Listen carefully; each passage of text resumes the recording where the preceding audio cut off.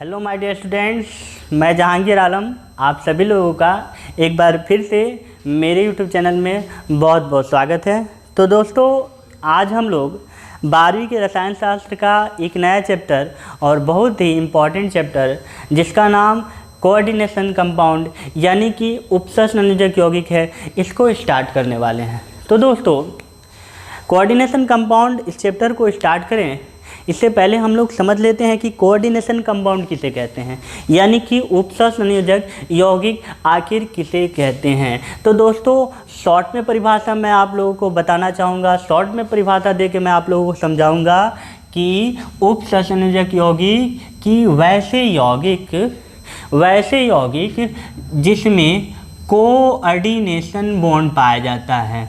कौन सा बॉन्ड पाया जाता है? Coordination bond. कोऑर्डिनेशन बॉन्ड का हिंदी होता है उपसहसंयोजक बंधन। कौन सा बंधन? उपसहसंयोजक बंधन। तो दोस्तों, सिंपल सा डेफिनेशन है कि उपसहसंयोजक यौगिक उसे कहते हैं, यानी वैसे यौगिक को हम लोग उपसहसंयोजक यौगिक कहते हैं जिसमें उपसहसंयोजक बंधन पाया जाता है और जिस रसायन में इस प्रकार के यौगिकों का अध्ययन करते हैं। ठीक है, जिस केमिस्ट्री में हम लोग कोऑर्डिनेशन कंपाउंड का अध्ययन करते हैं उस केमिस्ट्री को हम लोग कोऑर्डिनेशन केमिस्ट्री कहते हैं। क्या कहते हैं? कोऑर्डिनेशन केमिस्ट्री, यानी कि उपसहसंयोजक रसायन। अब आपसे कोई प्रश्न पूछे कि उपसहसंयोजक यौगिक किसे कहते हैं, तो वैसा यौगिक जिसमें उपसहसंयोजक बंधन पाए जाते हैं उसको उपसहसंयोजक यौगिक कहते हैं, और वैसा रसायन जिसमें उपसहसंयोजक यौगिक का अध्ययन किया जाता है वैसे रसायन को, वैसे केमिस्ट्री को उपसहसंयोजक रसायन कहते हैं। दोस्तों, हम लोगों के सामने एक बोर्ड पे बंधन है उपसहसंयोजक बंधन।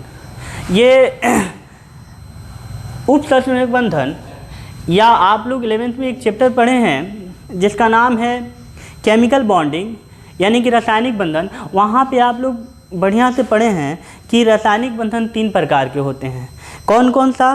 तो बॉन्ड जो है, बॉन्ड 3 प्रकार का होता है, आप सभी लोगों को याद होना चाहिए। एक होता है आयोनिक बॉन्ड। क्या? Ionic bond.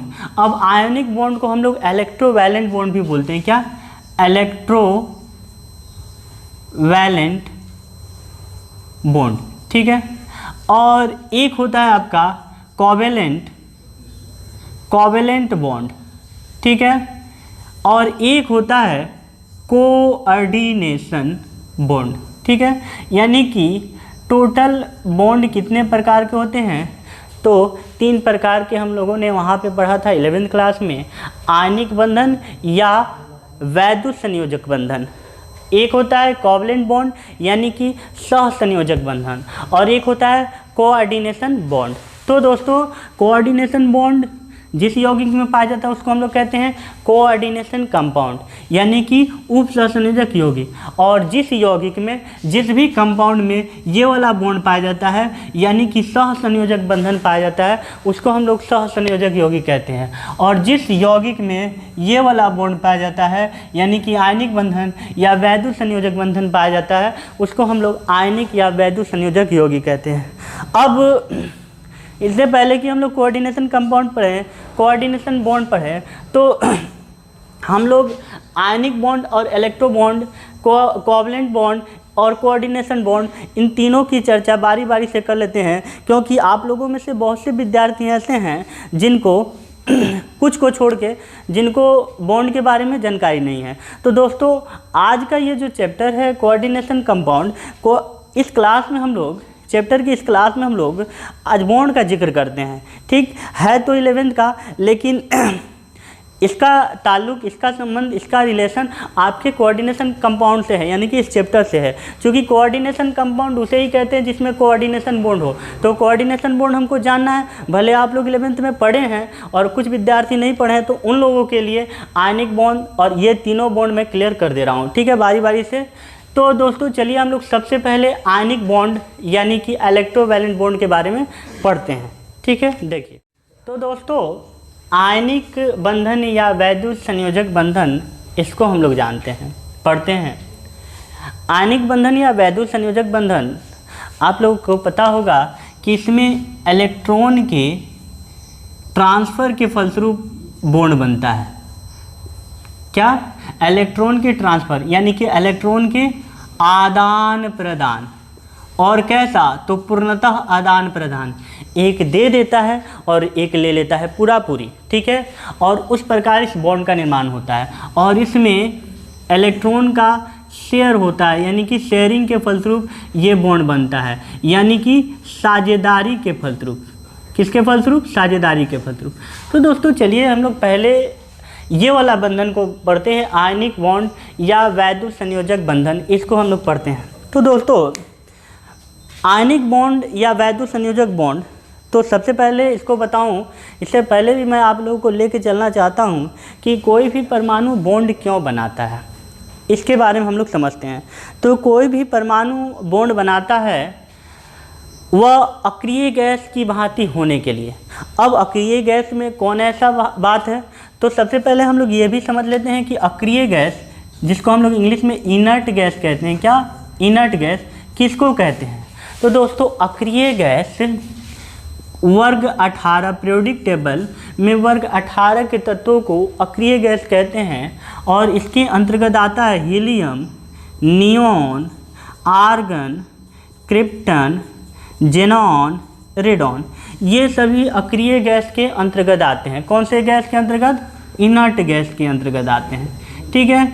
अक्रिय गैस का खास बात क्या है कि ये किसी से क्रिया नहीं करते हैं, किसी से क्रिया नहीं करते हैं। मतलब नहीं क्रिया करने वाला गैस। तो यह क्यों नहीं क्रिया करते हैं? तो आप लोगों को ये कंडीशन मालूम होना चाहिए, कोई भी परमाणु क्रिया करता है तो अपना अष्टक पूरा करने के लिए या तो उसके बाह्यतम कक्ष में 2 इलेक्ट्रॉन हो जाए या उसके बाह्यतम कक्ष में 8 इलेक्ट्रॉन हो जाए, तो वह उसका मतलब वह स्टेबल हो जाता है। क्या होता है? स्टेबल, यानी कि अस्थाई हो जाता है। यानी कि कहीं भी भाग दौड़ होती है, जैसे कि हम ही लोग पढ़ाई लिखाई करते हैं, भाग दौड़ करते हैं, किस लिए? तो स्टेबिलिटी के लिए, यानी अस्थायित्व के लिए। अब हमारा स्टेबिलिटी क्या है, यानी कि हमारा पढ़ना लिखना किस बात पे डिपेंड करता है? तो हमारा पढ़ना लिखना इस बात पे डिपेंड करता है कि किसी तरह हम लोग पढ़ लिख के एक अच्छा सा जॉब ले लें तो हम लोग क्या हो जाएंगे? स्टेबल हो जाएंगे। तो ठीक उसी प्रकार परमाणु जो है स्टेबल होने के लिए किसी दूसरे के साथ बॉन्ड बनाता है, तो उसकी स्टेबिलिटी किस पे निर्भर करती है? तो उसकी स्टेबिलिटी निर्भर करती है कि वह किसी तरह अपने बाह्यतम कक्ष में, क्या? बाह्यतम कक्ष में 2 या 8 इलेक्ट्रॉन को पूरा कर ले। अब इसी 2 या 8 इलेक्ट्रॉन को पूरा करने के क्रम में ये किसी दूसरे परमाणु से बॉन्ड बनाता है। अब बॉन्ड बनाने के क्रम में या तो इलेक्ट्रॉन का लेन देन यानी आदान प्रदान करता है या इलेक्ट्रॉन का शेयरिंग करता है, ठीक है ना। अब जैसे यहाँ पे हम देख लेते हैं इनर्ट गैस में हीलियम के बाह्यतम कक्ष में 2 इलेक्ट्रॉन होते हैं, नियॉन के बाह्यतम कक्ष में 8, आर्गन के 8, क्रिप्टन के 8, इसमें भी 8, इसमें भी 8, यानी कि बाकी सब हीलियम को छोड़कर बाकी सब जितने भी अक्रिय गैस हैं उन सभी के बाह्यतम कक्ष में कितने इलेक्ट्रॉन होते हैं? 8, और हीलियम के बाह्यतम कक्ष में 2। इस प्रकार इसका ये स्टेबल है, ये किसी से क्रिया नहीं करता है और यही कारण है कि इसको हम लोग इनर्ट गैस यानी कि अक्रिय गैस कहते हैं। तो कोई भी परमाणु जो है बनना कैसा चाहता है? तो वह स्टेबल होना चाहता है और स्टेबल होकर क्या होगा? वह अक्रिय गैस की तरह व्यवहार करना चाहता है। तो इसी आधार पे हम लोग यहाँ पे पढ़ते हैं आयनिक या वैद्युत संयोजक बंधन। तो आयनिक और वैद्युत संयोजक बंधन सामान्यतः धातु और अधातु के बीच में लगता है। क्या? धातु और अधातु। क्या? धातु और अधातु। अब आप सभी जानते होंगे कि धातुएं क्या करती है? इलेक्ट्रॉन का त्याग करती है, यानी कि वह इलेक्ट्रॉन देती है, यानी कि वह दाता है, यानी कि जो दे उसको हम क्या कहते हैं? धनी। जो यानी जिसके जो देता है उसको हम लोग धनी कहते हैं। तो धातुएं क्या होती है? विद्युत धनात्मक होती है और अधातुएं ये क्या होती है? ये इलेक्ट्रॉन को ग्रहण करती हैं, यानी कि ये क्या होती है? ऋण आयन होती है। जो देता है उसको हम धनायन और जो लेता है उसको हम लोग क्या कहते हैं? ऋण आयन कहते हैं। ऐसे भी हमारे समाज में देने वाले को धनी कहा जाता है और लेने वाले को ऋणी कहा जाता है। तो धातु क्या करता है, इलेक्ट्रॉन देता है और अधातु इलेक्ट्रॉन को लेता है। तो इनके मध्य बीच में यानी एक देने वाला है और एक लेने वाला है, तो ये पूर्णतः इसको दे देता है। तो इलेक्ट्रॉन का क्या हो रहा है, आदान प्रदान हो रहा है। इस दौरान इन दोनों के बीच में जो बॉन्ड बनता है उस बॉन्ड को हम लोग आयनिक या वैद्युत संयोजक बंधन कहते हैं। एग्जाम्पल दे के मैं आप लोग को बता रहा हूँ, जैसे NaCl में क्या होता है, एक सोडियम होता है दोस्तों और एक क्या होता है, क्लोरीन होता है। और आप सभी जानते हैं कि सोडियम का परमाणु संख्या 11 और क्लोरीन का परमाणु संख्या 17 होता है। अब सोडियम के बाह्यतम कक्ष में कितना इलेक्ट्रॉन होता है, तो इसका इलेक्ट्रॉनिक विन्यास देखते हैं, 2 8 1 और इसका 2 8 7। अब इन दोनों के बीच में बॉन्ड यानी कोई भी परमाणु किसी दूसरे के साथ बॉन्ड क्यों बनाता है, तो स्टेबल होना चाहता है, अस्थायी होना चाहता है, यानी अक्रिय गैस की तरह वो होना चाहता है।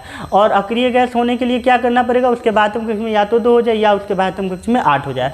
तो देखता है इसके पास 8 नहीं है, 8 होने में कितने की कमी है, तो 8 होने में 1 इलेक्ट्रॉन की कमी है। यानी कि क्लोरीन कब स्टेबल हो जाएगा, जब इसको हम लोग 1 इलेक्ट्रॉन दे देंगे। तो यहाँ पे हम देखते हैं कि सोडियम के पास 1 इलेक्ट्रॉन एक्स्ट्रा है जो क्या करता है, क्लोरीन को दे देता है। तो इस प्रकार हम देखते हैं कि सोडियम ने 1 इलेक्ट्रॉन का त्यागा, तो इस पर धन आयन यानी कि पॉजिटिव। अब इसके पास कितने इलेक्ट्रॉन हो गए, 2 8 यानी कि 10 इलेक्ट्रॉन हो गए। और क्लोरीन ने 1 इलेक्ट्रॉन को ग्रहण किया तो 1 माइनस यानी कि ऋणी। अब इसके पास कितने इलेक्ट्रॉन हो गए, 2 8 8 यानी कि 18 इलेक्ट्रॉन हो गए। तो 10 इलेक्ट्रॉन किसके पास होते हैं, तो 10 इलेक्ट्रॉन नियोन के पास होते हैं। किसके पास होते हैं, नियोन के पास। और 18 इलेक्ट्रॉन किसके पास होते हैं, आर्गन के पास। तो इस प्रकार सोडियम जो है इलेक्ट्रॉन को त्यक्त करके, इलेक्ट्रॉन को प्रदान करके दे के क्या करता है, नियोन यानी कि अक्रिय गैस की तरफ हो जाता है। और इस प्रकार क्लोरीन जो है इलेक्ट्रॉन को ग्रहण करके, एक्सेप्ट करके, वह क्या होता है, आर्गन की तरह व्यवहार करने लगता है और वह अक्रिय गैस की तरफ हो जाता है। यानी कि यहाँ पे क्या हो रहा है, इलेक्ट्रॉन का पूर्णतः स्थानांतरण हो रहा है, यानी कि पूर्णतः आदान प्रदान हो रहा है। तो इस प्रकार इन दोनों के बीच में जो बॉन्ड बनता है उसको हम लोग आयनिक या वैद्युत संयोजक बंधन कहते हैं। आप लोग दिमाग में एक बात बैठा लें, आयनिक या वैद्युत संयोजक बंधन किसे कहते हैं, तो दो परमाणुओं में इलेक्ट्रॉन के पूर्णतः स्थानांतरण के फलस्वरूप, एक दे दे और एक ले ले, पूर्णतः आदान प्रदान के फलस्वरूप जो बॉन्ड बनता है उसको आयनिक बॉन्ड या वैद्युत संयोजक बंधन कहते हैं। और जैसे जिन यौगिकों में ये बॉन्ड पाया जाता है, जैसे NaCl एक यौगिक है, तो NaCl में कौन सा बॉन्ड है, आयनिक या वैद्युत संयोजक बंधन। तो इस यौगिक को हम लोग आयनिक या वैद्युत संयोजक यौगिक कहते हैं। ठीक है, तो मुद्दे की बात यह है कि आयनिक या वैद्युत संयोजक बंधन किसे कहते हैं, तो दो परमाणुओं के मध्य इलेक्ट्रॉन के पूर्णतः स्थानांतरण के फलस्वरूप, पूर्णतः ट्रांसफर यानी आदान प्रदान के फलस्वरूप जो बॉन्ड बनता है उसको आयनिक या वैद्युत संयोजक बंधन कहते हैं। यह सामान्यतः धातु और अधातुओं के मध्य बनता है और जिस यौगिक में ये बॉन्ड पाया जाता है उसको हम लोग आयनिक या वैद्युत संयोजक यौगिक कहते हैं। तो दोस्तों चलिए इसका हम लोग लैंग्वेज देख लेते हैं, आयनिक बॉन्ड वैद्युत संयोजक बंधन का लैंग्वेज देखते हैं। ठीक है, तो देखिए, तो दोस्तों एक परमाणु से दूसरे परमाणु पर एक या अधिक इलेक्ट्रॉन के पूर्ण स्थानांतरण के परिणाम स्वरूप ये बंधन बनता है, यानी कि आयनिक या वैद्युत संयोजक बंधन बनता है। यानी कि ये इलेक्ट्रॉन के पूर्णतः स्थानांतरण के फलस्वरूप, इलेक्ट्रॉन के पूर्ण ट्रांसफर के फलस्वरूप ये बॉन्ड का निर्माण होता है, जैसा कि मैंने पहले बताया। यह सामान्यतः किसके मध्य बनता है, धातु और अधातु के मध्य। क्योंकि धातु देने वाला होता है और अधातु क्या करता है, एक्सेप्ट करता है, लेता है। तो धातु और अधातु से संबंधित परमाणुओं के मध्य निर्मित होता है यह कौन सा, ये बॉन्ड। ठीक है, आयनिक या वैद्युत संयोजक बंधन वाले जो यौगिक है, यानी कि वैसे यौगिक जिनके मध्य ये बॉन्ड पाया जाता है उसको हम लोग कौन सा यौगिक कहते हैं, तो आयनिक या वैद्युत संयोजक यौगिक कहते हैं। तो आयनिक या वैद्युत संयोजक बंधन वाले यौगिक आयनिक या वैद्युत संयोजक यौगिक कहलाते हैं। ठीक है, कहलाते हैं चाहे कहा जाता है। ठीक है, तो इसको आप लोग नोट कर ले। चलिए अब हम लोग कोवैलेंट बॉन्ड यानी कि सहसंयोजक बंधन को पढ़ते हैं। तो दोस्तों कोवलेंट बॉन्ड यानी कि सहसंयोजक बंधन किसे कहते हैं? क्या सहसंयोजक बंधन किसे कहते हैं? तो दोस्तों सहसंयोजक बंधन, यहाँ हमने पढ़ा आयनिक बॉन्ड या वैद्युत संयोजक बंधन। तो आयनिक बॉन्ड या वैद्युत संयोजक बंधन, उसमें इलेक्ट्रॉन का आदान प्रदान होता है, यानी कि एक धातु होता है, एक अधातु होता है। धातु क्या करता है? इलेक्ट्रॉन दे देता है और अधातु उसको इलेक्ट्रॉन को ग्रहण करता है, और यहाँ पे इलेक्ट्रॉन का पूर्णतः आदान प्रदान होता है। इस प्रकार इन दोनों के मध्य जो बॉन्ड बनता है उस बॉन्ड को ही हम लोग आयनिक बॉन्ड या वैद्युत संयोजक बंधन कहते हैं। लेकिन यहाँ पे क्या होता है कि दोनों ऋणी होते हैं, यानी कि दोनों अधातु होते हैं। क्या होते हैं? दोनों अधातु होते हैं। शॉर्ट में मैं बताना चाहूँगा जल्दी से, दोनों क्या होते हैं? अधातु होते हैं, यानी कि दोनों ऋणी होते हैं। तो इस अवस्था में दोनों क्या करते हैं कि इलेक्ट्रॉन का शेयर करते हैं, साझा करते हैं, और इस प्रकार एक बॉन्ड का निर्माण करते हैं। उस बॉन्ड को हम लोग सहसंयोजक बंधन कहते हैं। कौन सा बॉन्ड कहते हैं? सहसंयोजक बंधन। जैसे एग्जाम्पल देके मैं बता रहा हूँ, जैसे मान लीजिए कि हाइड्रोजन। अब हाइड्रोजन और हाइड्रोजन, एक हाइड्रोजन के पास एक इलेक्ट्रॉन होते हैं, हाइड्रोजन के पास एक इलेक्ट्रॉन है। हाइड्रोजन के पास कितने इलेक्ट्रॉन होते हैं? एक इलेक्ट्रॉन होते हैं। और फिर ये भी हाइड्रोजन, दोनों के पास एक इलेक्ट्रॉन है। तो ये क्या करता है? इससे एक इलेक्ट्रॉन लेता है और ये इससे एक इलेक्ट्रॉन लेता है, यानी कि यहाँ पे एक एक इलेक्ट्रॉन की साझेदारी होती है। और इस प्रकार ये वाला जो हाइड्रोजन है, इसके पास भी 2 इलेक्ट्रॉन हो जाते हैं और इसके पास भी 2 इलेक्ट्रॉन हो जाते हैं। यानी कि अब जिसके पास 2 इलेक्ट्रॉन होते हैं वह कौन सा परमाणु है? हीलियम। जिसके पास 2 इलेक्ट्रॉन होते हैं कौन सा परमाणु है? हीलियम। और हीलियम क्या है? हीलियम अक्रिय गैस है। क्या है? अक्रिय गैस। और बॉन्ड तो इसीलिए बनता है ताकि वह परमाणु क्या हो? अक्रिय गैस की तरह हो जाए, ठीक है, इनर्ट गैस की तरह बन जाए। तो यहाँ पे एक एक इलेक्ट्रॉन की क्या कर रही है? साझेदारी कर रही है। मान लीजिए यहाँ पे ये इलेक्ट्रॉन इसको तो दे नहीं सकता है, और मान लीजिए कि ये इलेक्ट्रॉन इसको दे दे तो इसका तो घर बच जाएगा, लेकिन इसका घर क्या होगा? उजड़ जाएगा। तो यहाँ पे बॉन्ड क्यों बनता है? बॉन्ड बनता है दोनों के फायदे के लिए, यानी कि इसका अगर ये इसको दे देता तो इसके पास एक भी इलेक्ट्रॉन नहीं होते और इसका जो घर है वो क्या होता है? उजड़ जाता है। और ये तो बच जाता लेकिन इसका उजड़ जाता।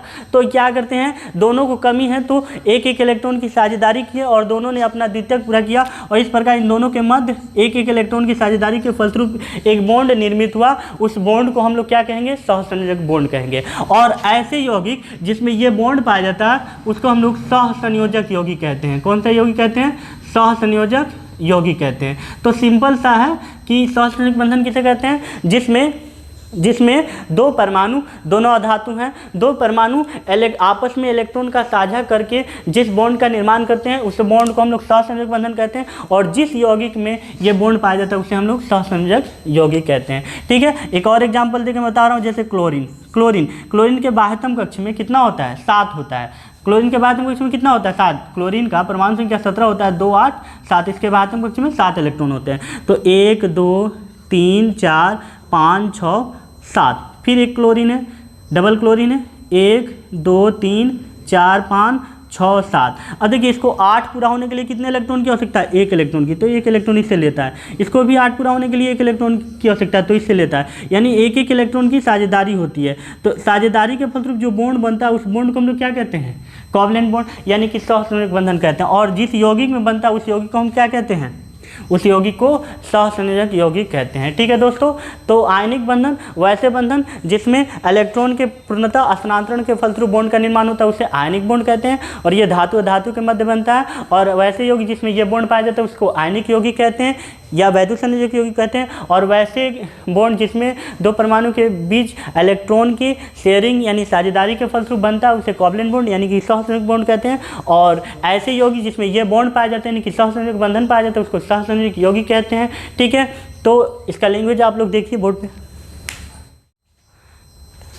सहसंयोजक बंधन, जब 2 सदृश या असदृश परमाणु अपने बाह्यतम कक्ष के इलेक्ट्रॉन का आपस में साझा करके संयोग करते हैं तो उनके बीच जो भी बंधन निर्मित होते हैं, उनके बीच जो स्थित बंधन होते हैं उस बंधन को सहसंयोजक बंधन कहा जाता है।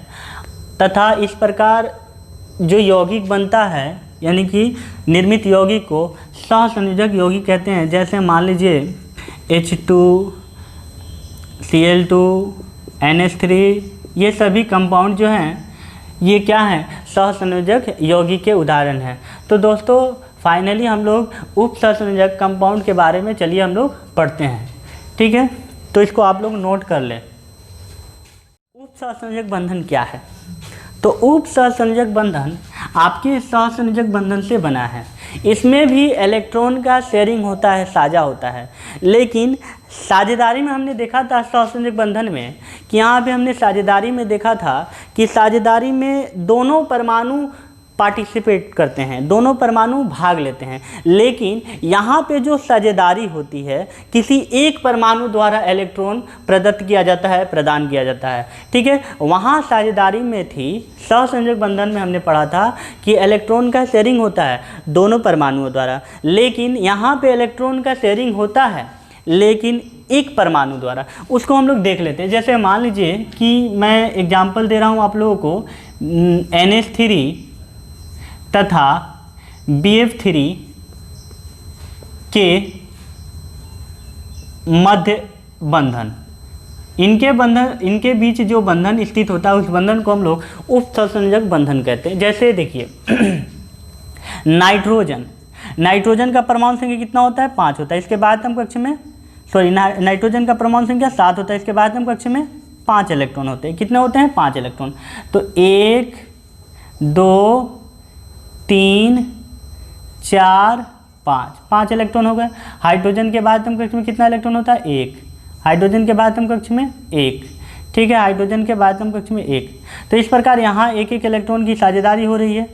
तो ये जो बॉन्ड है, एक इलेक्ट्रॉन की साझेदारी हो रही है और दोनों परमाणुओं द्वारा साझा हो रहा है। तो इस बॉन्ड को हम लोग क्या कहते हैं? इस बॉन्ड को हम लोग कहते हैं सहसंयोजक बंधन। याद होगा मैंने बताया था कि इलेक्ट्रॉन की साझेदारी के फलस्वरूप निर्मित बंधन को सहसंयोजक बंधन कहते हैं। तो ये नाइट्रोजन के पास 5 इलेक्ट्रॉन थे। कुल कितने इलेक्ट्रॉन थे? 5 इलेक्ट्रॉन, लेकिन 3 इलेक्ट्रॉन सहसंयोजक बंधन में भाग ले लिए। तो जो इलेक्ट्रॉन बंधन में भाग लेते हैं उन इलेक्ट्रॉन को हम लोग क्या कहते हैं? एक ये देखिए, ये इलेक्ट्रॉन है, ठीक है, और ये इलेक्ट्रॉन है।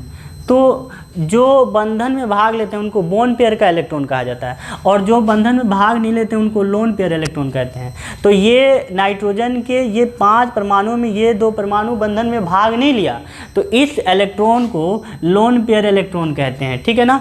तो अब देखिए BF3, बी यानी कि boron, hydrogen helium lithium beryllium boron का परमाणु संख्या कितना होता है? 5 होता है। कितना होता है? 5। अब देखिए इसके बाद हम कक्ष में कितने इलेक्ट्रॉन होते हैं? 3 होते हैं। अब 1 2 3 किससे जुड़ा हुआ है? फ्लोरीन से। फ्लोरीन के बाद हम कक्ष में फ्लोरीन का परमाणु संख्या कितना होता है? तो फ्लोरीन का परमाणु संख्या 9 होता है। ठीक है, इसके बाद हम कक्ष में कितने होते हैं? 7 होते हैं। तो 1 2 3 4 5 6 7 उसी प्रकार सभी में होगा 1 2 3 4 5 6 7। ठीक है, फिर 1 2 3 4 5 6 7। तो ये अष्टक पूरा करने के लिए इससे अभिक्रिया कर लेता है, यानी कि यहाँ पे इलेक्ट्रॉन की साझेदारी हो रही है। तो ये कौन सा बॉन्ड होगा? Single bond. यहाँ पे भी सिंगल बॉन्ड, एक इलेक्ट्रॉन की साझेदारी हो रही है। तो ये जो बॉन्ड है, इस बॉन्ड को हम लोग कौन सा बॉन्ड कहते हैं? इस बॉन्ड को, चूंकि इलेक्ट्रॉन की साझेदारी हुई है तो इस बॉन्ड को हम लोग सहसंयोजक बंधन कहते हैं। ठीक है, लेकिन अब हम बोरान को देखते हैं कि बोरान का अष्टक क्या पूरा हो रहा है? तो नहीं, एक इलेक्ट्रॉन इससे लिया, इससे लिया, इससे लिया, 3 इलेक्ट्रॉन इसके पास ऑलरेडी थे। कितने इलेक्ट्रॉन थे? 3 इलेक्ट्रॉन, और 3 इलेक्ट्रॉन की साझेदारी की, लेकिन इसके पास कितना इलेक्ट्रॉन हो रहा है? तो टोटल इसके पास 6 इलेक्ट्रॉन हो रहे हैं। यानी कि इनसे अभिक्रिया करने के बाद भी इसका अष्टक पूरा नहीं हो रहा है, इसके बाद भी ये स्टेबल नहीं हो रहा है। तो ये क्या करता है कि इससे कहता है कि आप हमको 2 इलेक्ट्रॉन दीजिए। तो अब यहाँ पे साझेदारी होती है, इस 2 इलेक्ट्रॉन का क्या होता है? साझेदारी होता है। तो ये 2 इलेक्ट्रॉन इसको देता है, लेकिन इससे एक बॉन्ड साइन करवाता है और कहता है कि ठीक है मैं आपको इलेक्ट्रॉन दूंगा, लेकिन आप हमको छोड़ के नहीं जाओगे। तो ये 2 इलेक्ट्रॉन इसको देता है, यानी कि देता नहीं है, यहाँ पे साझे में रहता है। तो यहाँ पे जो साझेदारी वाला इलेक्ट्रॉन है किसी एक परमाणु द्वारा दिया जा रहा है। वहाँ पे इस वाले बॉन्ड में हमने क्या देखा कि इस वाले बॉन्ड में साझेदारी दोनों द्वारा हो रहा था,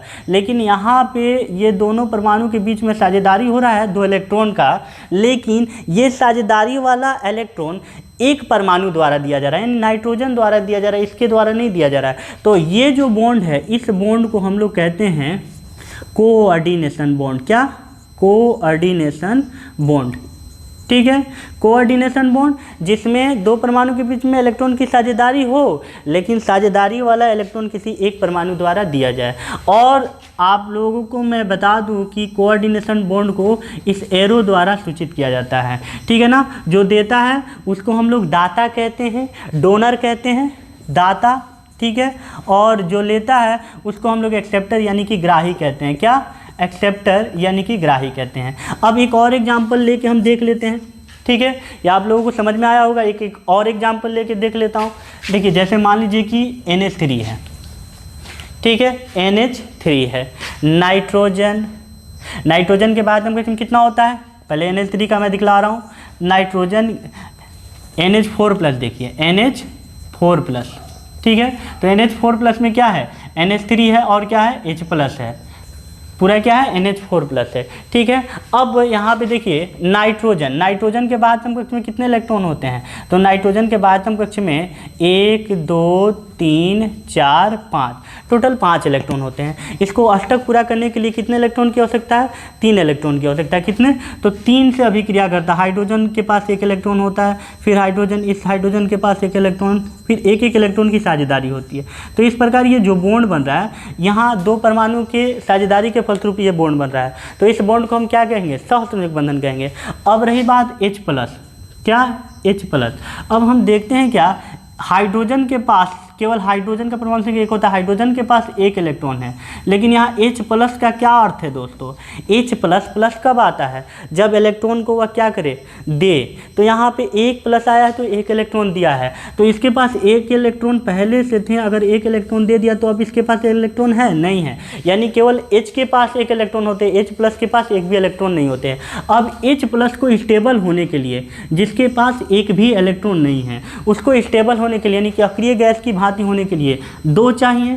तो 2 चाहिए तो क्या करेगा, नाइट्रोजन के पास 2 इलेक्ट्रॉन, 2 लोन पेयर इलेक्ट्रॉन है, तो ये इससे कहेगा कि आप मुझे दीजिए। तो नाइट्रोजन कहेगा H+ से कि ठीक है मैं आपको इलेक्ट्रॉन दूंगा, लेकिन आप हमेशा मेरे साथ जुड़ के रहना पड़ेगा, ठीक है। क्यों, क्योंकि अगर ये 2 इलेक्ट्रॉन इसको दे दे तो ये तो स्टेबल हो जाएगा, लेकिन इसका घर उजड़ जाएगा। क्यों, 2 2 4 2 6, क्योंकि इसको भी स्टेबिलिटी के लिए यानी अक्रिय गैस की तरह व्यवहार करने के लिए इसको भी अष्टक पूरा होना चाहिए, 8 पूरा होना चाहिए। तो ये 2 इलेक्ट्रॉन की क्या करता है, इसको साझेदारी करता है और इसको देता है, और इस प्रकार इसका चार्ज खत्म हो जाता है और इस पर चार्ज आ जाता है। तो कहने का मतलब जो देता है उसको धनी कहते हैं और जो लेता है ऋणी कहते हैं, ठीक है। तो कहने का मतलब ये इलेक्ट्रॉन जो है इसको दिया, तो ये साझेदारी तो हो रही है, लेकिन कैसी साझेदारी हो रही है, एक तरफा साझेदारी हो रही है, यानी कि यहाँ पे केवल नाइट्रोजन दे रहा है, क्योंकि हाइड्रोजन के पास H+ के पास इलेक्ट्रॉन नहीं थे। तो ये जो बॉन्ड है, इस बॉन्ड को हम लोग कहते हैं कौन सा बॉन्ड, तो उप सहसंयोजक बंधन। तो उप सहसंयोजक बंधन दो परमाणुओं के बीच इलेक्ट्रॉन के साझेदारी के फलस्वरूप निर्मित बंधन, जिसमें साझेदारी वाला इलेक्ट्रॉन किसी एक परमाणु द्वारा दिया जाता है, उसको हम लोग उप सहसंयोजक बंधन कहते हैं। और याद रखिए कि इस बंधन को हम लोग एरो द्वारा क्या करते हैं, रिप्रेजेंट करते हैं, प्रदर्शित करते हैं। और जिस बंधन में ये यौगिक पाए जाते हैं, जो जिस यौगिक में ये बंधन पाए जाते हैं, उस यौगिक को उप सहसंयोजक बंधन, उप सहसंयोजक यौगिक कहा जाता है, ठीक है दोस्तों। ये तो केमिकल बॉन्डिंग का आपका बेसिक है, ये केमिकल बॉन्डिंग का आपका बेसिक है। अभी चैप्टर पूर्णतः स्टार्ट नहीं हुआ है, इसके बाद वाले क्लास में मैं फिर से इस चैप्टर को स्टार्ट करूंगा। ये केमिकल बॉन्डिंग को रिलेट करके मैं इस चैप्टर को पढ़ा रहा हूं, ताकि आपको आने वाले जो टॉपिक उसमें कोई भी असुविधा ना हो, ठीक है। यहाँ आपने तीनों बॉन्ड को जाना, आयनिक बंधन, electrovalent bond, covalent bond, coordination bond, तीनों बॉन्ड को जाना। कोऑर्डिनेशन बॉन्ड काफ़ी इंटरेस्ट, आयनिक बंधन या इलेक्ट्रोवैलेंट बॉन्ड क्या, जिसमें इलेक्ट्रॉन का पूर्णतः स्थानांतरण हो, आदान प्रदान हो। कोवैलेंट बॉन्ड क्या, साझेदारी हो, साझेदारी दोनों तरफ से हो। और कोऑर्डिनेशन बॉन्ड क्या, साझेदारी तो हो लेकिन कोई एक परमाणु जो हो साझेदारी में यानी इलेक्ट्रॉन अपना दे, उसको कोऑर्डिनेशन बॉन्ड कहते हैं। और जिस यौगिक में ये बॉन्ड पाया जाए तो उसको हम लोग कोऑर्डिनेशन कंपाउंड कहते हैं, यानी कि उप सहसंयोजक यौगिक कहते हैं। तो दोस्तों चलिए इसका हम लोग लैंग्वेज देख लेते हैं। लैंग्वेज है कि वैसा बंधन जो दो परमाणुओं के बीच एक इलेक्ट्रॉन जोड़ी, जैसे कि मैंने बताया था नाइट्रोजन के पास 2 लोन पेयर इलेक्ट्रॉन थे, हाइड्रोजन से तो ये सहसंयोजक बंधन बना ही रहा था, लेकिन ये H+ के साथ क्या करता है, एक इलेक्ट्रॉन जोड़ी, यानी कि इसको कहते हैं हम लोग क्या, एक इलेक्ट्रॉन जोड़ी यानी कि पूरा, इसको हम लोग लोन पेयर इलेक्ट्रॉन कहते हैं, निर्जन युग्म इलेक्ट्रॉन, ठीक है। इसका क्या करता है, हाइड्रोजन के साथ वह साझा करता है और इस प्रकार इस बॉन्ड को, यानी कि इस बॉन्ड का निर्माण होता है। इस बॉन्ड को हम लोग क्या कहते हैं, कोऑर्डिनेशन बॉन्ड कहते हैं और इस यौगिक को हम लोग कोऑर्डिनेशन कंपाउंड कहते हैं। तो वैसा बंधन जो दो परमाणुओं के बीच एक इलेक्ट्रॉन जोड़ी के साझे से बनता है, साझे से तो बनता है किंतु यह इलेक्ट्रॉन जोड़ी, जैसा कि आप लोग देखें मैंने बताया, क्या एक ही परमाणु द्वारा साझा हो रहा है, लेकिन एक ही परमाणु द्वारा क्या किया जाता है, प्रदत्त किया जाता है, यानी कि प्रदान किया जाता है। उसे उपसंयोजक बंधन कहते हैं। और जिस यौगिक में, मतलब ऐसे यौगिक में, ऐसे यौगिक जिसमें ये बंधन पाया जाता है, ऐसे यौगिक जिसमें यह बंधन पाया जाता है, बंधन पाया जाता है, उसे उपसंयोजक यौगिक कहते हैं। क्या, उपसंयोजक यौगिक कहते हैं, ठीक है दोस्तों।